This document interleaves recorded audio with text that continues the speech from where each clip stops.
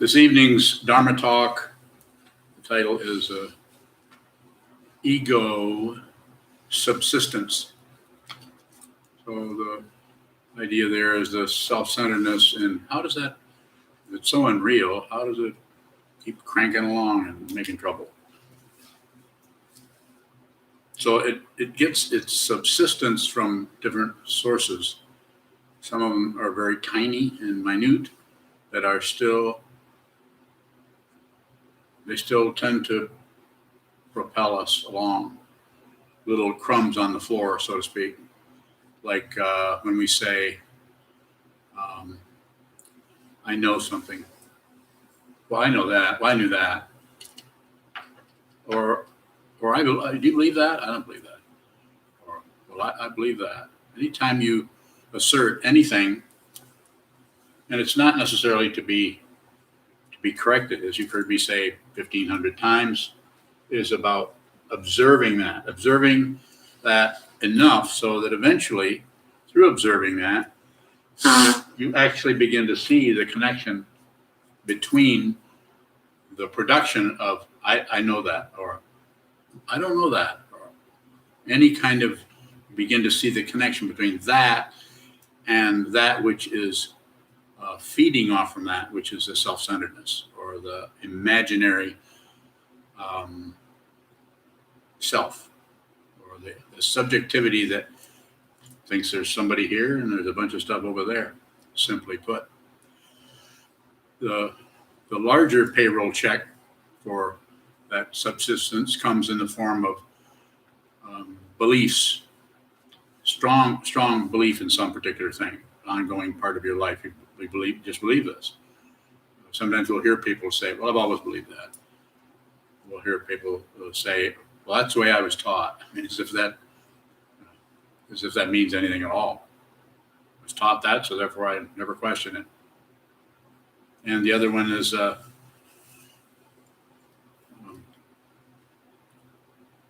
opinions, concepts, locking down on anything, so you no longer have to give it a chance, have any openness to it, or give it the benefit of the doubt. See, is that substantial there? How is that being supported? How does that come about? So in other words, investigate. This is what the idea of sitting meditation, practice of training the awareness to see deeply into something. Something arises in your mind stream, as you've heard me say many times, perhaps, listen much. Don't accept it, don't reject it, don't look away from it. So don't believe anything that arises, and also don't disbelieve it. And that's takes quite a bit of perception, quite a bit of receiving what is being produced by that aspect of the consciousness that is kind of a knee jerk and kind of based on hope for better things and fear of worse things. So you can't get rid of those things. I'm not saying you couldn't put them on the back shelf for 3 weeks, 3 months, maybe for a long time. I'm not saying you can't change the dynamic so you don't have to look at that anymore. It's called ignorance. There's all kinds of ignorance. There's a deliberate just ignorance. And then there's the distracted kind of ignorance that takes us into something else. And then there's what's called in the traditions the ignorance born within, which is the basic situation of ignoring. It might take a while to even see that that's occurring. You might never see that. You might just have thought patterns about it and wonder what that is about. So it's not about changing that so much as trying not to do that anymore. Don't believe, don't disbelieve, don't look away or distract yourself.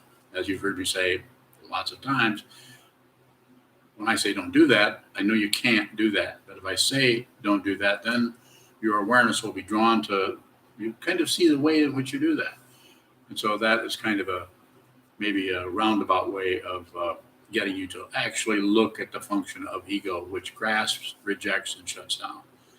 If you go in there and try to just not do that, you see that doesn't work. Now, there are techniques and practices that you can practice that will give you the illusion of control, will give you the illusion that you're, what do they say, master of your fate or whatever. Illusory.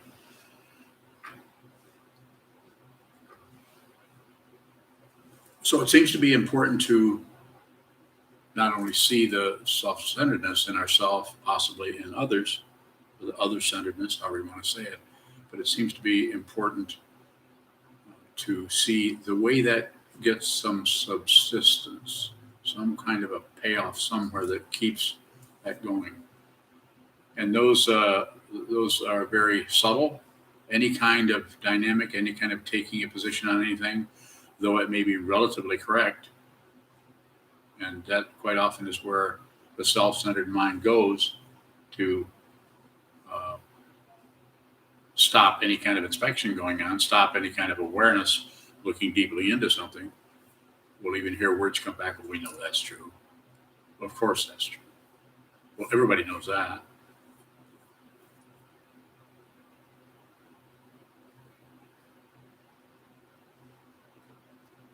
Knowing and not knowing seems to be is quite an interesting area to look at what you know and what you don't know. And it's not that we don't know things, or not that we aren't aware or don't know other things. It's just that we use that dynamic, the relative truth dynamic, to build up some kind of identity that is a relatively, you could even say temporarily dependable, because we could count on that. We know we have our reference points. Again, coming back to, it's about awareness. It's not about getting rid of anything, being better, being smarter, being more insightful, being more enlightened. Though, if you work on training the mind, in other words, seeing the way in which the mind is chaotic and untrained and is randomly pushing on this and pulling on that based on hope and fear, right and wrong, up and down, back and forth. If you just watch that movement without interfering with it, just watch it, then you begin to see where it's getting its subsistence from, how it's actually managing to continue to ramble along, even though you get insight into this is unreal. I don't really know this is true. I don't really know something is true or false, or doesn't particularly need our attention.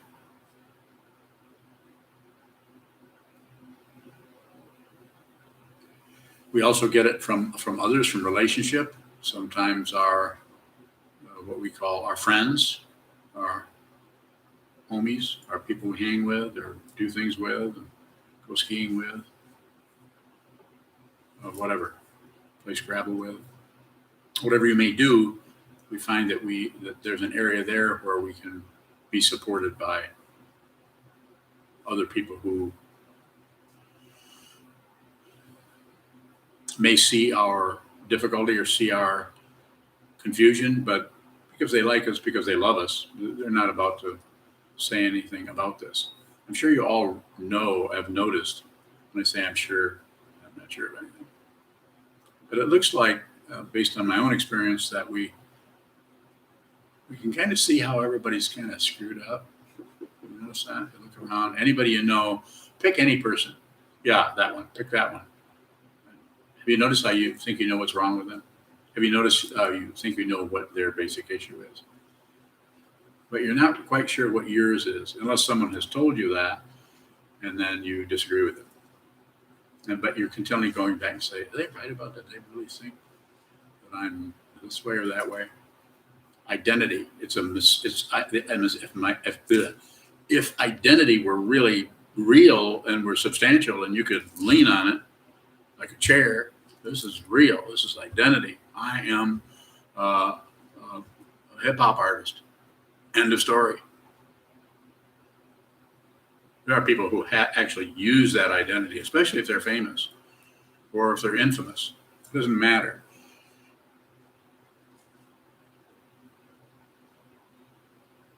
But sometimes we tend to get our identity from others. It's not that we have to come right out and ask others, but we might. I have to ask, all the time, who am I? What am I doing? What do I do next? Should I wear this? Should I wear that? Is there any food? She didn't do everything. I do a lot of stuff, don't I?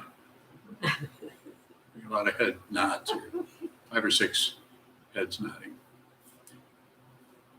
So again, take it back to square one. It's not about getting rid of any of that dependent origination or any of the interdependence and so on.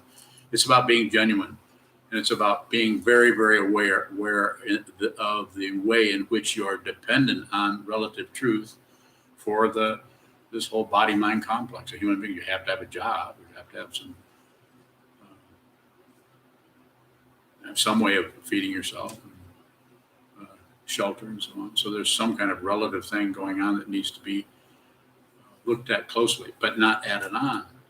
Not adding on, not taking whatever's happening there and taking it off on some other kind of a philosophical binge about the world and about yourself and about what you should do and what you couldn't have, what you should have done, and you've missed your whole life. And if you've just done this differently, you have not made any mistakes. You should ask questions if you don't know what I'm talking about. You've not made any mistakes. You're exactly where you need to be. You're right here. One of the most important things that has ever happened to you, not because I'm such a sweetheart, but because you're actually listening to someone who is endeavoring to talk to you about the nature of your mind. It is not separate from anything. You're not a separate being. It's just an incredibly, incredibly intense illusion, which we take where? Lifetime to lifetime to lifetime. Is there anybody going from lifetime to lifetime? No, there isn't anyone. It's the illusion of someone doing it. That's what's going. The illusion. Find out now before this body mind goes away. You hear me say this over and over again because I'm old and I'm probably thinking about that a lot. God, what if I'm not here tomorrow? Then what will I do? I see a few people smiling. So, yeah, I wouldn't take it too seriously. I don't do much right now, so I won't be missed. That being said, what is my basic message here? My basic message is train your mind. Whether I'm here today or gone tomorrow, or whether I know or whether I don't know, or whether you believe what I'm saying or disbelieve what I'm saying, I'm only saying one thing, and I'm turning it all over to you here. You can have all of it. Train your mind. Don't take another step. Don't think another thought. Don't eat another some more without training your mind. Find out who you are. This doesn't mean you can't have fun and do other things, do all kinds of things. I'm not trying to stop anything. It's the ancient form of this because human beings were so terrified by their situation of not knowing what this was. They went into intense kinds of almost militaristic, macho kind of training, fasting forever, never eating anything, trying to starve themselves. There's even sculptures of the Buddha where he's all in the 6 years that he spent with the other ascetics. I think there's 5 of them. Finally, he broke away from them. And it's not that that's wrong, because without that, causes and conditions, we wouldn't have this situation. So apparently, there wasn't anything to correct. He needed to go through what he went through so that he could teach, so that he could present the Dharma of everything is dependently arisen, that everything is in a state of distress, that if it's alive, then it's nerve endings. Difficult. Don't have to get rid of it.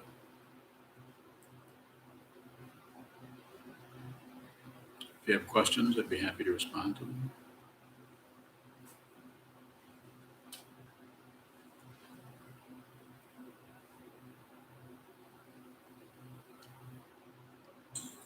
Because I'm bowing. Okay. All right. Is sitting the only way to train your mind? No, it's a way. More if you have it. Come and get me. So it seems like here sitting is the main practice. So when we're studying and doing forms and interacting, are we also training our mind? Yes. And it's a different level, a different area for each person. And each person, the way they're working with their mind is different. Or different combinations of the simple idea of passion, aggression, and ignorance. But there's all kinds of areas of it. Some areas where what is really emphasized in a particular person's consciousness is ignorance. Right? Another one might be more passion or more aggression or all the other things that show up pride, shame, jealousy, and different nuance of the same situation, pushing, pulling, and shutting down. But the mind training needs to be done the way I see it. Having looked at this for a while, the way I see it, there needs to be some time where you're just sharpening the awareness to see clearly, and that means watch what moves, which is called shikantaza, or meditation practice, awareness practice. But then also interacting with Sangha is very important. Interacting with other people who are also training their minds to do this, because anybody who's on this path has an intention to see more clearly. They might not be doing a great job. Their particular karma might be taking them through through some kind of a hell realm. Some people have different kinds of karma. The interesting thing about the Sangha is that it include. So unless you're a Dharma teacher, you don't have to train your Dharma brothers and sisters. Don't train them. Just being around you is enough training. You don't have to tell them. Leave that up to the person who shows up as the teacher, if anything is to be pointed out. And then, you had a further question? Oh, yeah. Are you done? You'd never say that to a teacher. Oh. Are you done? At least say it more sarcastically. Okay. Did I miss answering your question, or? Well, no, but I had more, but I was trying to wait. Oh, you didn't succeed, did you? Nope. You said, "Are you done?" Yeah, I'm done. Go ahead. Now I forget. That sounds like me. I get to do that. You're too young. Is it possible to train your mind doing everyday activities outside of the formal forms? I doubt it. I'm not saying it can't be done, but if it happens in that way, it's probably because of the activity that was done in an apparent other lifetime. It's pretty hard to just live and do this. I'm not saying it can't be done, but it's unlikely. Unlikely. Even the person who goes off into the woods and decides they're going to train their mind all by themselves, the very nature of what they're doing is to separate themselves. So a little bit of separation is good. I think just walking away from a group of people, sit down, face the wall, that's enough. When you get up, then you should be able to talk to them or hang out with them or visit or whatever. So more, please. If you have something specific about mind training. I was just thinking of, something like you do every day while you're brushing your teeth. Is there anything, if life is limited and there's only so much time to practice, can we do it when we're doing ordinary things? I don't recommend that someone try to be more mindful as they're brushing their teeth, even though a lot of people teach that. There's even the practice of scanning the body and watching every little tiny movement.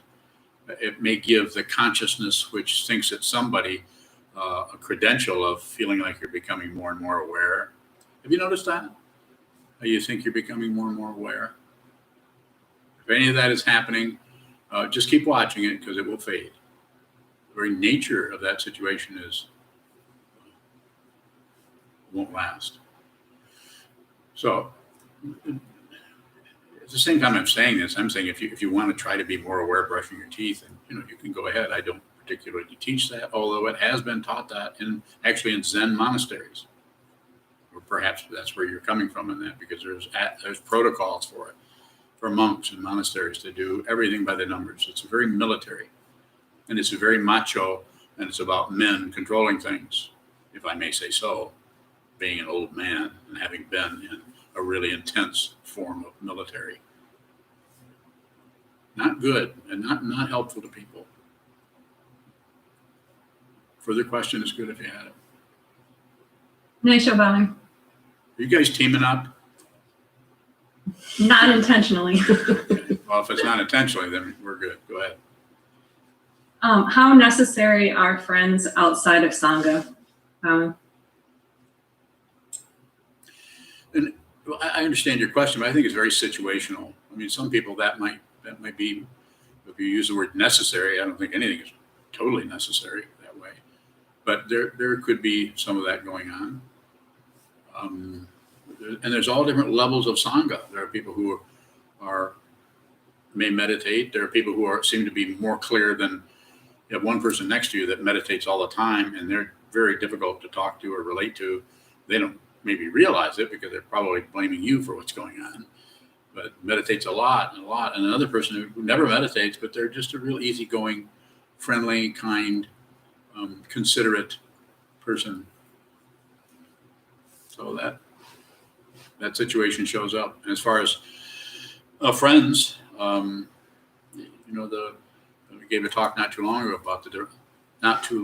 about the different kinds of friends. The friends where it's kind of a trade-off is I won't point out your faults, and I'll be really nice to you if you don't point out my faults. It's kind of a trade-off. But the spiritual friend is not particularly going to buy into your baloney. They also might just watch you for 4 or 5 years before they lop your head off. And I don't mean literally lop your head off. They might come in after that aspect of your mind that thinks it's somebody who's so sure of themselves. More about that if you have it, especially in the area of friendship. Nice bowing. I guess I was thinking more in the completely secular sense, completely outside of community. Bowing. I don't think it's necessary, but if someone came along and said, I really like to hang out with these guys down at the corner pool hall, or the people at the library, or there's a bunch of people that meet that do quilting or something, we'd some kind of wouldn't have to be an organization. The next door neighbor, someone that you knew from college or grade school or something that you still hang out with. I don't think that would be something you would avoid particularly. So I think it's very situational in that regard. The best, the most helpful to the spiritual path would be other people who are practicing, including the teacher. The teacher is also part of Sangha.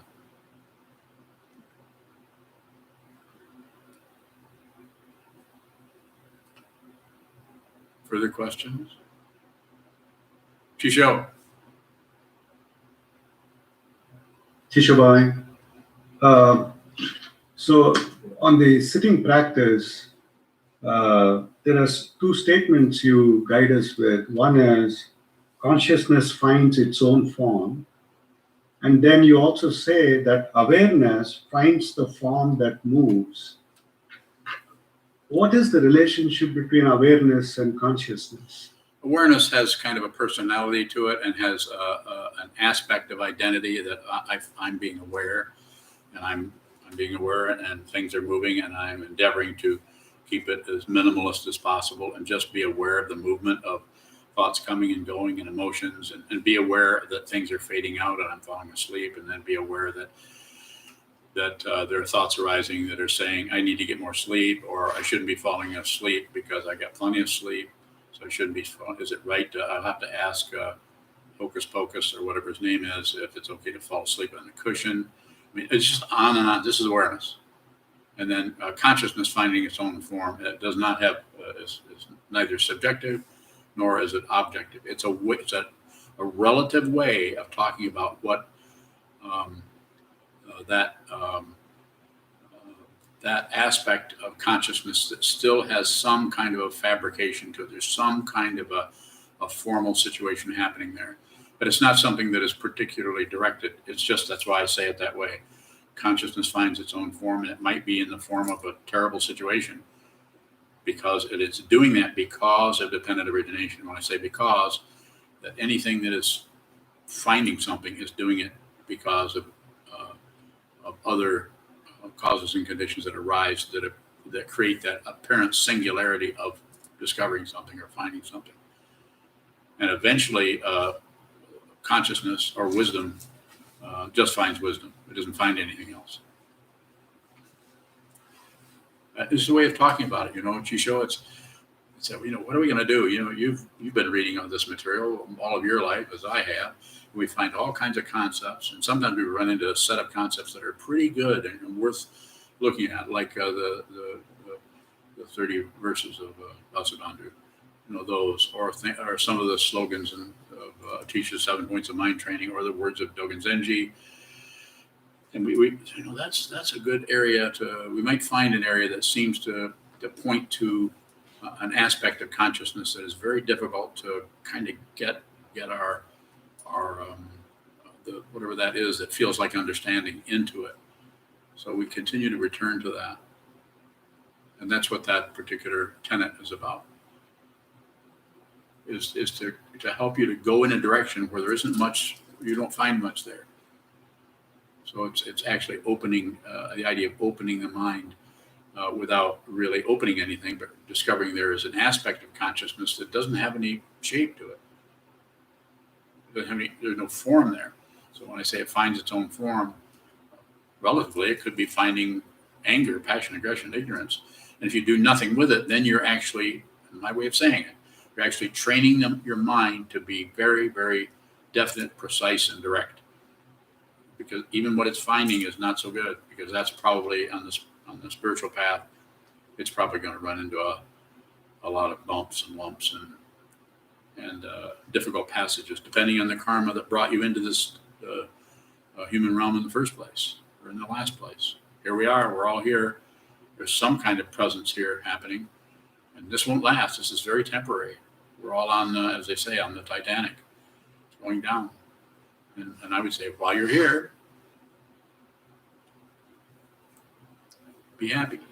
Pretty hard to do, but you could. And you could also train your mind.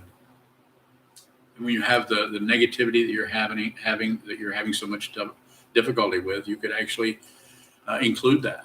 And one of the ways, a traditional way to say it is, as I accept all this negativity, that instead of getting rid of it, as I accept all this, give me all the rest of the negativity in the world. Let me take it all. A little bit different than Tonglen practice, which is very deliberate and mechanical, using the breath. I think that's no argument with Atisha or Shantideva or Pema Chodron or anybody else, but I don't recommend that. And I'm able to recommend that because I practiced it a lot. So I know what it is. Well, I didn't do it a lot, quite a bit.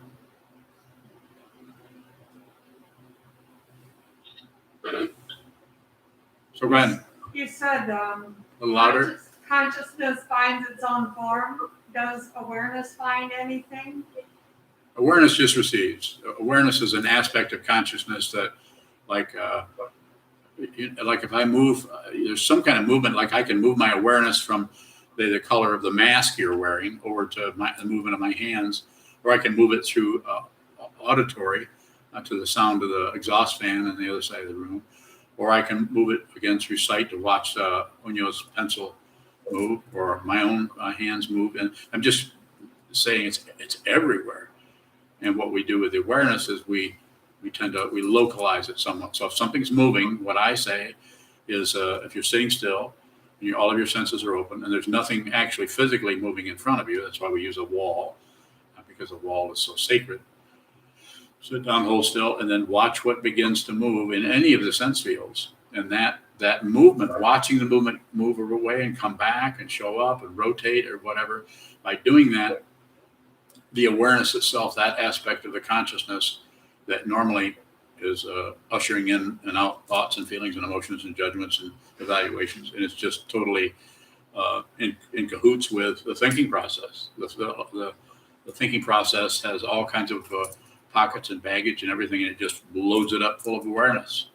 Whereas this is about sitting down, putting down your bags, and allowing that awareness to arise on its own. And so it's too early for consciousness to find its own form in terms of your understanding of it. But it's always doing that. It's just we don't see it because we're shut down. We're shutting it out. We're protecting ourselves from to protect the self-centeredness. More? Is it awareness that sees consciousness finding its own form?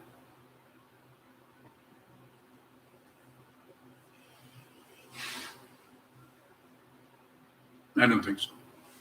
I don't know what does that. It's more distant than awareness, because awareness is, the way I talk about awareness, it's about the object that's arising in the awareness, so that you can begin to see that awareness is more like an open dimension or open space. So just like consciousness, it's interesting because consciousness is not something, and yet you can move it as if it were something. It has a kind of a feeling of being something. Like if I move my awareness from my visual perception, I'm looking at the green color of your mask. Even though my eyes aren't moving, if I take my awareness and change the focus of that, or the what is the receiving end of the awareness over to auditory, then I hear the fan. And when I do that, I also am aware that my registering the presence of the mask color sinks down, just like everything else. Anytime you start to focus on one thing, you tend to ignore everything else. So focusing is situationally is going to need to occur, but it doesn't have to be employed all the time as some kind of lockdown on something. Further questions? Could we hear Sokuzan's question again? I tried to get her to speak up, but she just shook her head no. Can you remember what your question is? Yell. The first one was about what Can you hear her? awareness finds. Can you hear her? Kozan, I can hear her. I was just curious about her question. It was kind of complicated but interesting, so I was wondering what Well, that then you was. should be able to remember it yourself if it was that interesting.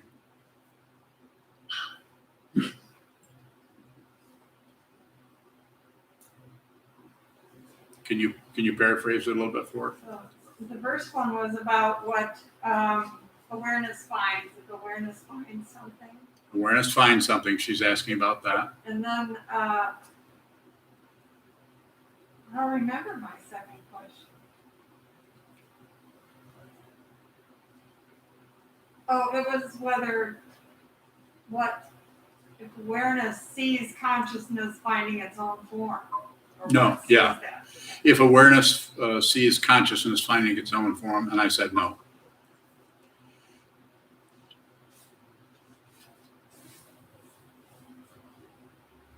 Choo-choo. A question from Josh in Kalamazoo. Okay. What is mind training versus responsibility? For example, having to serve children or family. What is the contrast between mind training versus service? Again, I'm probably getting tired of hearing me say this, but it's very situational. Some people really need to pay attention to the service situation that you're bringing up. I don't know what that is. If I were to know more about it, I might be able to say, maybe give you some more helpful feedback. But less is better, unless it comes to meditating or training your mind. But that doesn't mean you can't take care of children or whatever the obligation may be, unless it's 24/7. You can't, then I don't even know how you can even come to this Dharma talk.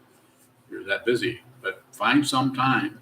Sometimes it's different with each person. Sometimes if a person just sits for 5 or 10 minutes a day, that's probably enough.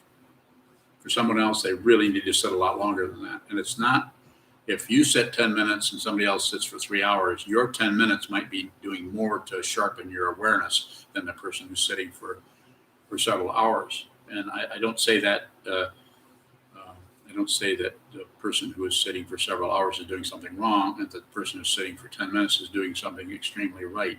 It's just that you can't find the parts and pieces of all of that situation. It's dependently arisen. The only thing you can do, if you hear what I'm saying and it resonates at all with you, it may or may not. I'm not here to promote it other than saying I think it's a good idea to train your mind. And so therefore, and is it Josh?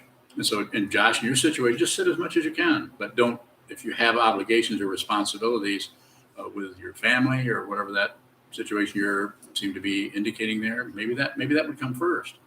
Maybe you should do that, or maybe you could find a way to divide it up so you do that for 3 days and maybe take a day off and practice or study or something. There's always a way to do it.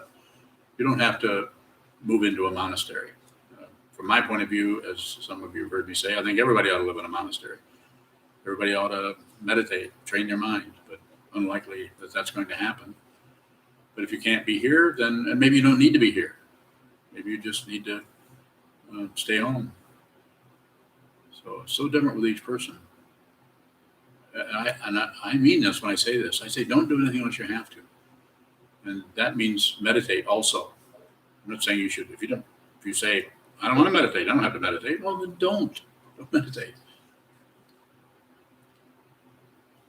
I don't mean to be sarcastic about it, but I mean that. I am sincere about that.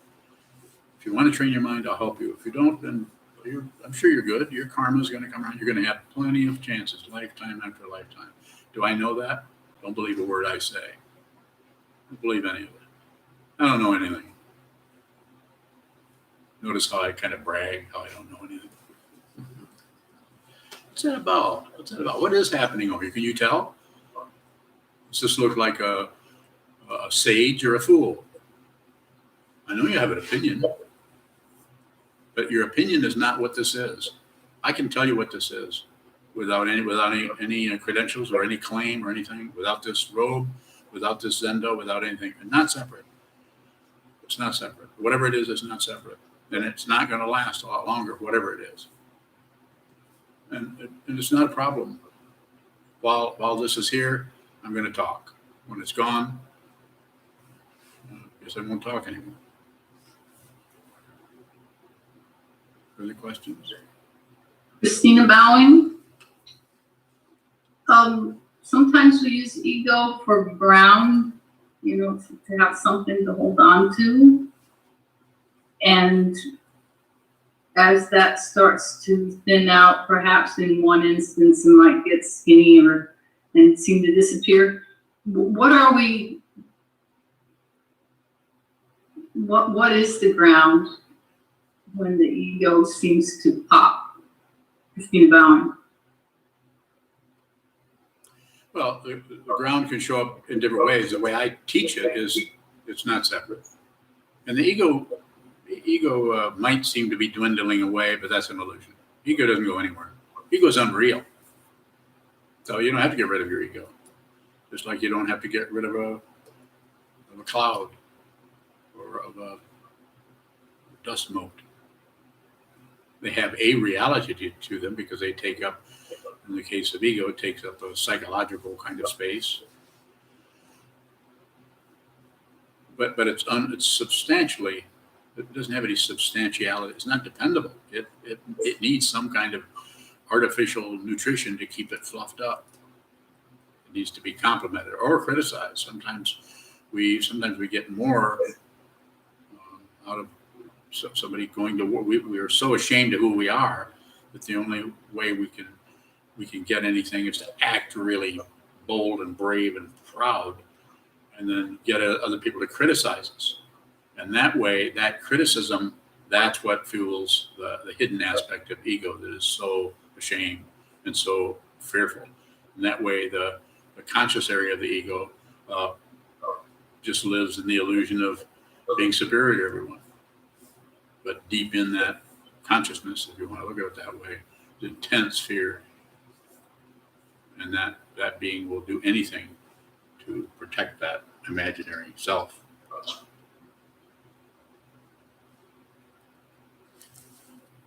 One more question? I have well, yeah, go ahead, Christina, and I'll get Geozan's after I respond to yours. Go ahead, please. Is the ego comprised of the 5 skandhas? Christina bowing. The 5 skandhas of form, feeling, perception, concept of the thinking process, and the 6 sense fields and their objects, which are the 5 skandhas, get together and hang on to each other and reinforce each other and create the illusion of a self.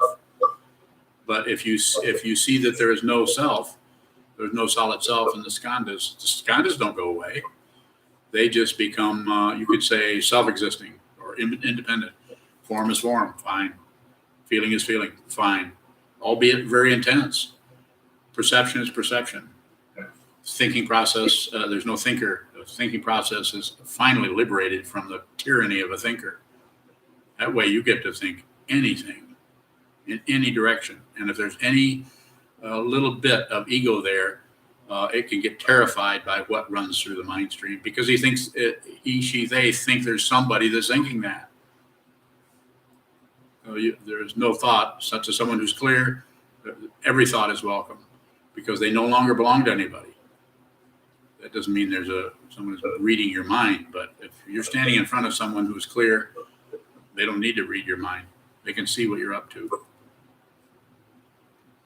So the idea there is to see what is true for yourself. Just because a person is able to see that you're attached to yourself in some way, if you don't give that person permission to help you, even if they're your teacher, if you don't really give them permission, they'll just wait and wait until you're ready for some actual feedback. I know I had a couple of teachers like that.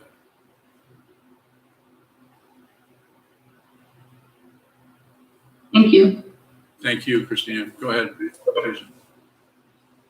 When we see the thought that we know what's wrong with somebody else, is that pointing us to something in ourselves?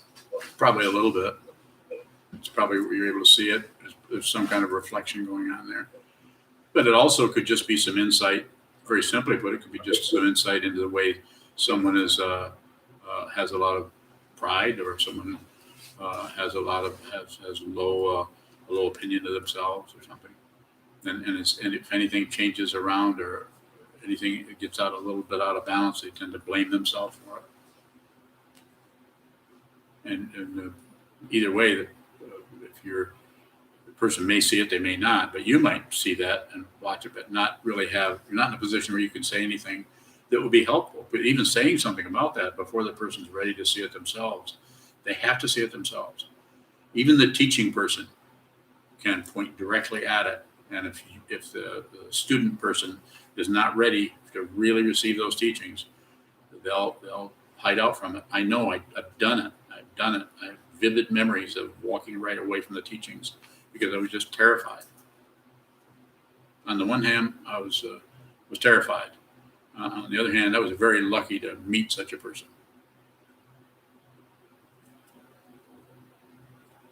A couple of them. Further questions? Just fine. Dora, go ahead.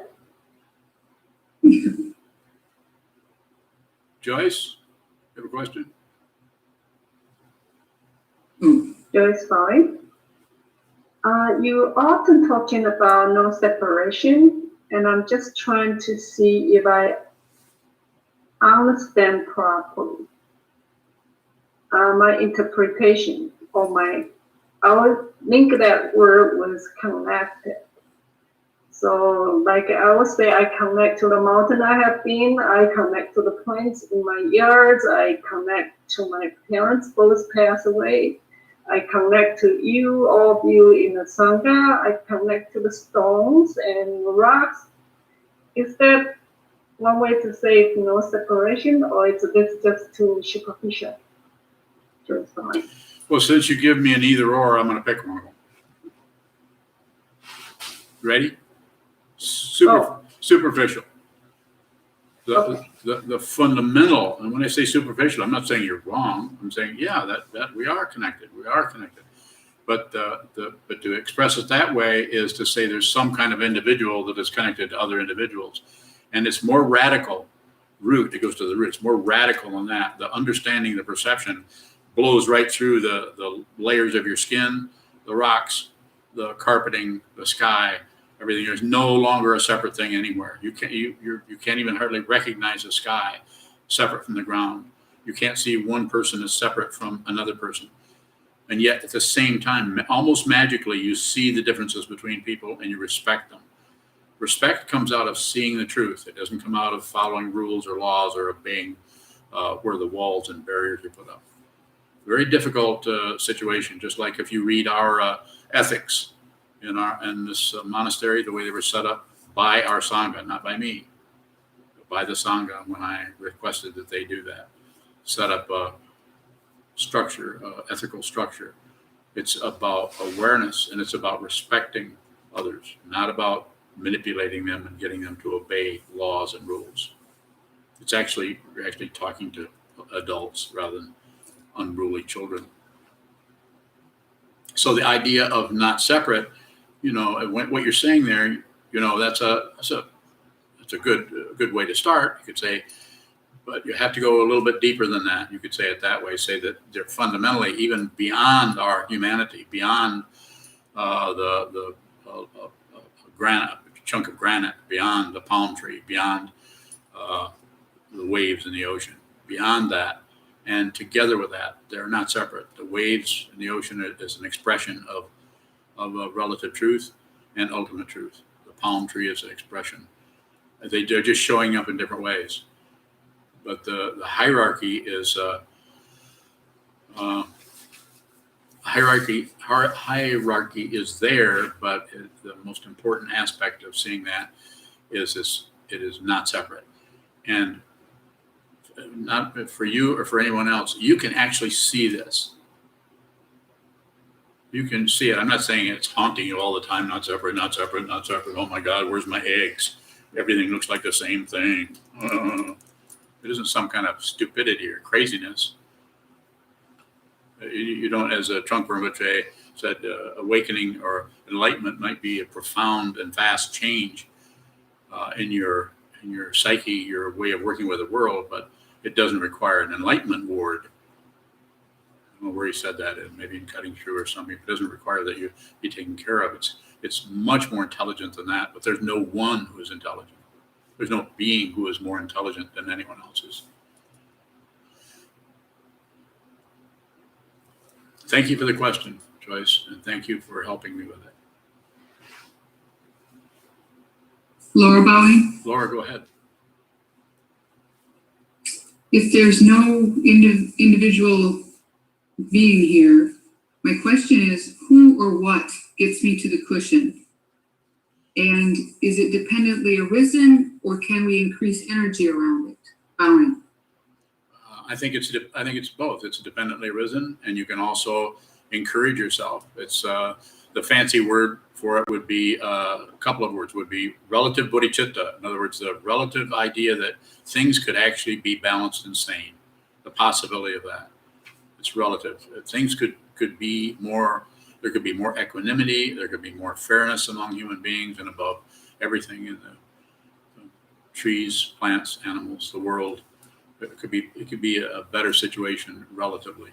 But ultimate bodhicitta is, or the mind of awakening, is to see that nothing needs to be done. That it's already the case. That it's already the great perfection. And if you see that, this doesn't mean you won't struggle with this or struggle with that or be irritated about getting a flat tire. It doesn't mean that relative truth has gone away. It's just seen in the context of the great perfection. As your emotions are, as a reaction to someone taking your parking place or running their keys down the side of your car, which occasionally happens to people because people are so terribly bored that they just want to destroy something and they want to hurt somebody.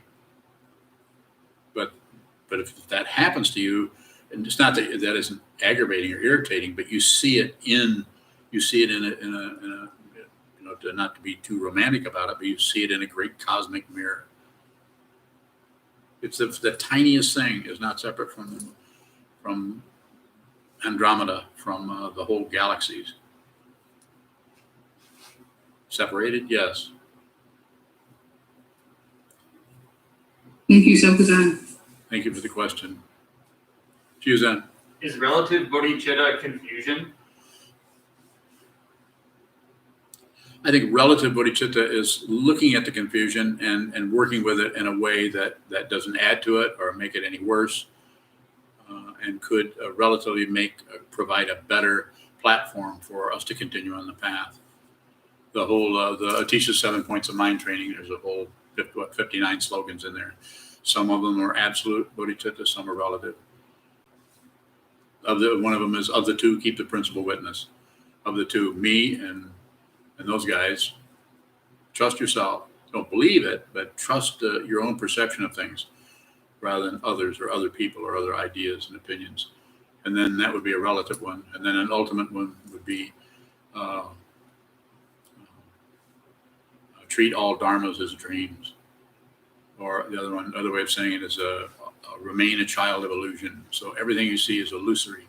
To actually work with that, say, look at everything as so solid and see this is an illusion. So difficult. It's a slogan. It's meant to support you and help you. It won't do it for you. More? It seems like that thinking things could be better could slip really easily into like searching for results or progress. Yeah. So what's the distinction between those? Well, you would do that, but it's about being aware of that. So we're going to go into that. We're going to go into that manipulative. In fact, relative bodhicitta is about kind of manipulating things in such a way that we can kind of squeeze out a little bit more balanced situation, or have a better practice situation, or work more skillfully with the anger of ourselves or others, of jealousy. Like it says, one of them is work on the greatest defilements first. So you might not know what your greatest defilement is, but if you continue to meditate, eventually it'll show up, and that defilement may be ignorance. You may be just shutting down on everything. It's my. Sometimes people will ask me, Sokuzan, what do you think my greatest defilement is? And then I always think of something extremely helpful, and I say, probably just you asking me that question is one of them. And it may be that the person is tied up in something like a jealousy or a lot of pride over everything, or being very defensive. It shows up so many different ways. Quite often, you'll see your greatest defilement in the teacher as a projection. That's what the teacher is for, to function as a mirror.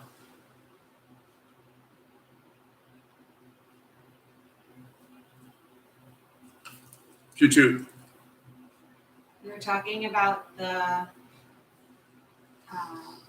deep fear that we Yes. cover up. Yes. How do we see that fear when the ego just seems to do everything it can to not let us see that? Well, the way in which you're asking me the question, I would just say just persistence, because just that you can ask me that question tells me that you're aware of that dynamic, and you're aware that the ego's doing, and you're and that which is aware of that is not actually stuck to it. You've actually backed away a little bit, or you wouldn't be able to ask that kind of a question.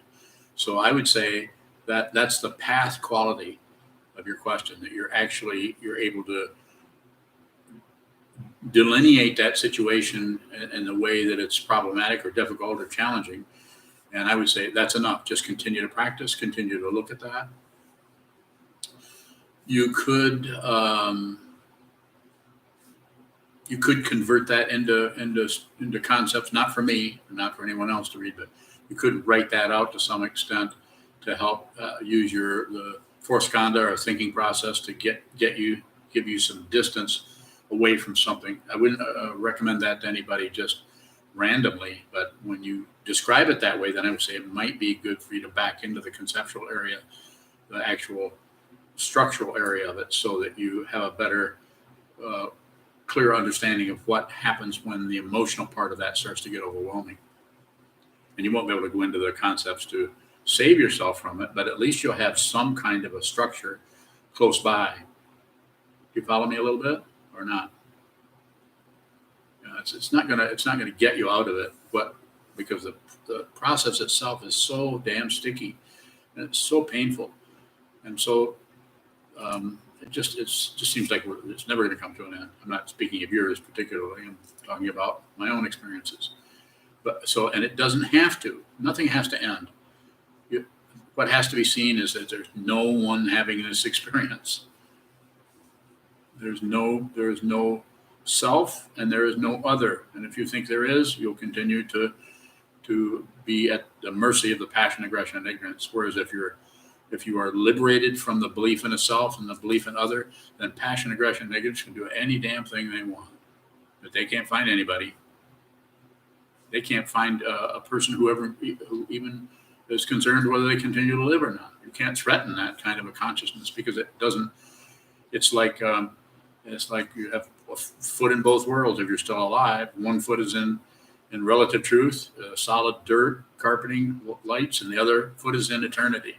I'm only using that not as a romantic word, but just saying it's in a place where there's no time, there's no space, there's no location.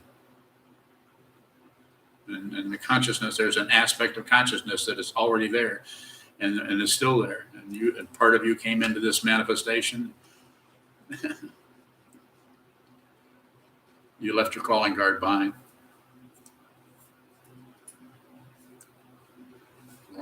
Any more? Have a little bit of time.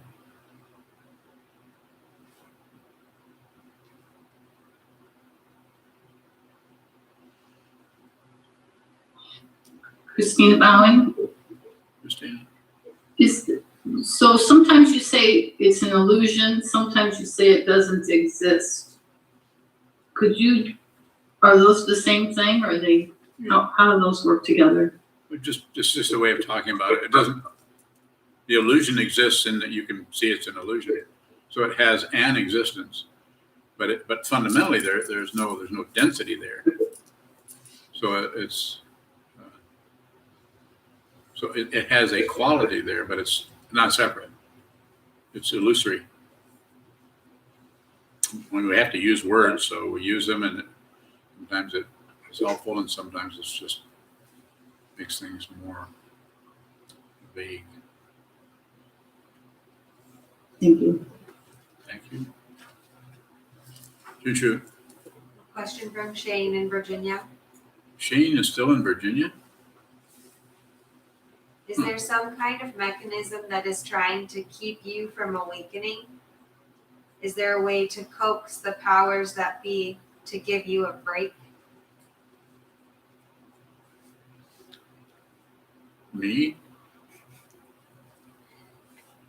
Oh, right. That's right. That's Shane. Okay. You could, I think it's different with each person, but you could supplicate for that if you want to. And one of the best things you can do, and I'm very biased. I mean, look who you're talking. You're talking to a Buddhist monk.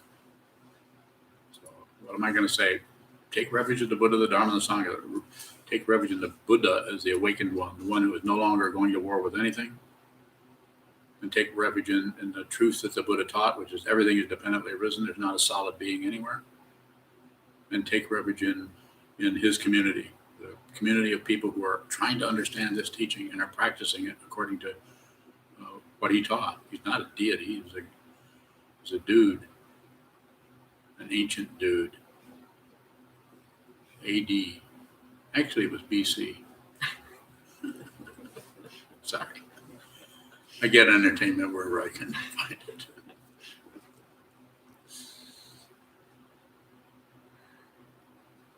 So that would be the only, I mean, I'm not saying there aren't other ways, but that would be a way to say, take refuge in the Buddha, take refuge in the Dharma, take refuge in the Sangha, take refuge in the Buddha, take refuge in the Dharma, take refuge in the Sangha. And there are, in ancient Tibet, they had people do that. The first of the four foundation practices of Nundra, or preliminary practices, is 100,000 prostrations, where you do prostrations and you say, I take refuge in the Buddha, take refuge in the Dharma, take refuge in the Sangha, take refuge in the Guru, take refuge in the Buddha, take refuge in the Dharma, take refuge in the Sangha, take refuge in the Guru, take refuge in the Buddha. You say that over and over and over and over and over and over and over, way more than 100,000, because you say it faster than you're doing the prostration. Does that work? I don't know if it works. I did them. Nothing much happened after I did them. I did them anyway. Then I went to the next one. I did all of those. And then went to the next one. I did all of those. Does that work? I don't know if it works or not. Maybe. What seems to work to me, what is important, what I could say promote to people who are has to be the question, is to sit down, hold still, and watch the insanity. Don't get rid of it. You need that insanity. How are you going to help other insane people if you've gotten rid of your own insanity? You don't have to get rid of anything. Just see that there was no one there in the first place. Assuming there's in the first place.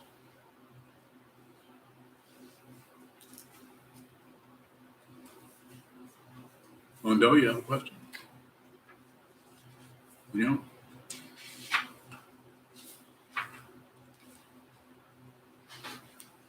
When you started the talk, you mentioned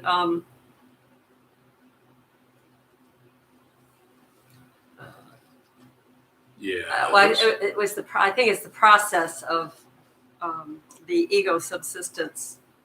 So when we begin that, is there an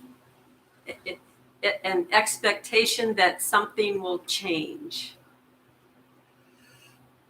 by sitting looking at Oh, the wall? yes. Yeah. What about it? It's tireless. It's looking for some kind of, reason to keep meditating. Does that become some kind of a goal then? You mean to keep meditating? And I think it kind of builds on what Shane was just sort of asking will it lead to enlightenment? Will it bring our greatest desire into our hands? No guarantee. Ask me a question where I don't have to guarantee anything.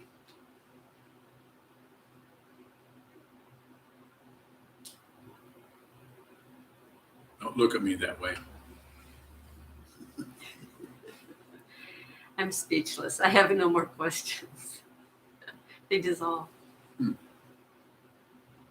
So the idea is just to make a determination. This is why we have things like a monastery, or the reason we take vows or receive vows is because it's just so hard to do this for any length of time without some kind of a strong commitment. And I'm not saying everybody has to do that, but you might. Seems to be necessary to go beyond the goal situation. It's just the path. It's just a path. Ground, path, and fruition. The ground of the threefold logic of the ground is suffering and difficulty and challenge and fear and the abrasiveness of just being alive, having so much difficulty. And the path is you stumble into the path of the Buddha's Dharma. And the Buddha says, life is suffering. And you might say, I got that. And the cause is you want things to be different. I didn't quite see that. Say more. And the Buddha was happy to oblige. And the Buddha said, you're nuts. That's what's wrong. Probably said it in Pali or something. But the Buddha said, no, this could come to an end. The Four Noble Truths. This could come to an end. And then you might say, how? How can this come to an end? You say, simply put, just train your mind to see clearly. So it's kind of a simple formula, but it's vast and profound. And very rarely do human beings actually turn away from their everyday concerns, their mundane situations, sit down and watch the disturbance that we call self and other, the disturbance that we call me and that stuff. And we break back into the chamber of I don't know what you call it, the chamber of consciousness, which is just this. It's just this. Past and future are extra, something we add on. We break back into that. You do it by looking at a wall where not much is happening. And it opens up everything. It opens up time and space, and it's not some kind of a hocus pocus feeling. It's just that you don't have any more questions because you see it. What are we looking for? What is this? It's not separate. And you see it. Everywhere you look, you see some, you could say a part, but it's just you see yourself everywhere. You see yourself here and there and there. In others' faces. Even a person who's scowling at you and is mad at you. And you might scowl at them and be mad back because you're not trying to be somebody else anymore. You're all through trying to fool yourself or fool anybody. And don't misunderstand me when I say this, but if somebody comes and gives you a hard time, you could punch them. Unlikely, it's very unlikely, but those kind of emotions are always hanging around looking for somebody who's mad. Anger is not somebody who is mad, it's anger. Somebody who's mad is somebody who thinks they have anger. There is no being. Don't believe it, but check it out. Watch your own mind. Look at your own mind the way you keep creating, like I say, with the title of the talk, ego subsistence, through little tiny things like little crumbs, like maybe I should well, I don't really believe, little kind of conversations we have that continually provide little tiny networks of me, and my world, my stuff, and my everything. The interesting thing, if you see what this is, if you see it's an illusion, that stuff can come and go. You can have whole train loads of ego crumbs, and you won't mind. You can even eat them. You're no longer the imputation of someone else and some other thing is not there. So therefore, the contest is over. The war is over. You may still have really negative feelings. You may not, but you won't mind. This doesn't mean you won't have negative feelings or feel negative about your negative feelings.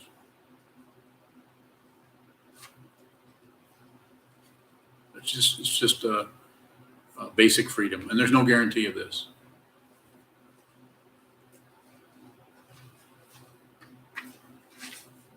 I'll take one more if there's a question out there in Zoom land. Zoomological dispensation. Maria Bowing, is ego a form of consciousness? Yeah. Would it make any difference if I answered that in a cartoon voice? I mean, it would affect how it showed up for you. Like if I said, yeah, but what if I said, yeah, it is. That's exactly what it is. Make any difference? Same words. It's unreal. Everything is unreal. And therefore, it seems very, very real. It seems very, very dense. And it creates incredible fear and anguish and anxiety. So I'm not mocking anything. I'm not saying I'm trying to turn the torture in the world into a cartoon.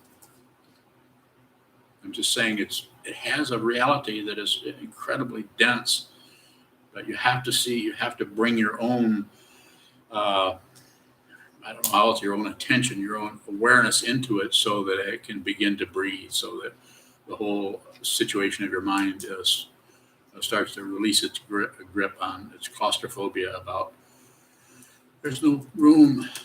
So yes, there is. There's lots of room. Maria Bowing, are other forms of consciousness less unreal than ego? Bowing. Give me an example.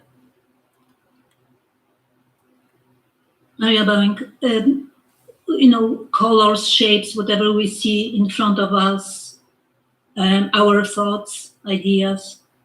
Bowing. Okay, now the question was, are those less unreal than ego? Bowing.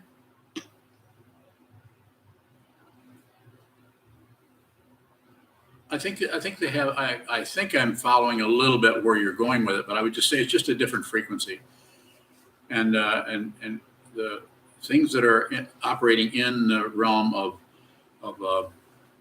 sound or vision or any of those other areas, those areas seem to have a kind of a frequency or a kind of a tenor to them that helps them to be stable, at least within that realm. Whereas the thinking process, because of the nature of consciousness, eye consciousness is, you have an eye organ, you have light comes from wherever, light bulbs or the sun, hits something, bounces off, and then photons, I guess that's what they would call them, come in and then there's a whole network of nerves that pick that up and then turn it all into that interpretation. but that's all very affected by the biology that's even seeing that, as we know that animals, bees have a different kind of eye visual structure. So there's a lot of variation happening there. And when it comes to the thought patterns or ego or consciousness, things that are showing up in that way, that is even more complicated because it doesn't have the physicality to it, like something in here in this that is localized in this particular realm. So vision, another way of saying it, or maybe it's not another way, but a way of elaborating a little bit. If we were in a different realm, vision would operate in a different way. It would still have it. You might even still have the other sense fields, the sense of taste, sense of touch, sense of smell, but they might resonate in a different way with a different. One might be more powerful than it was, say, or than it is in this particular realm of desire, the human realm. I don't know if I responded to your question. I responded it in the way I understood it, but maybe I misunderstood it. Thank you, it was helpful. Kind of you to say that.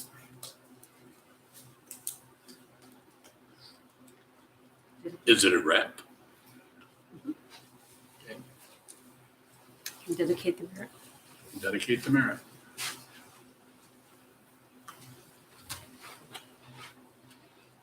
Un momento.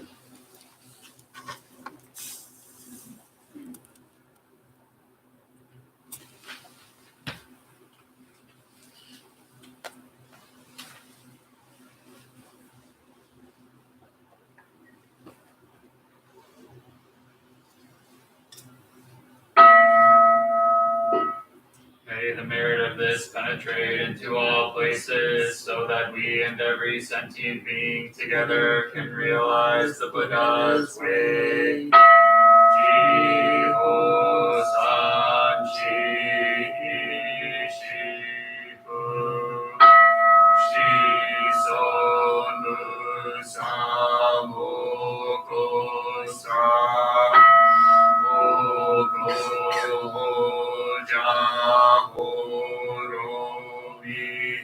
The 10 directions, the 3 worlds, all Buddhas, all venerable ones, Bodhisattvas, Mahasattvas, the great Prajna, Paramita.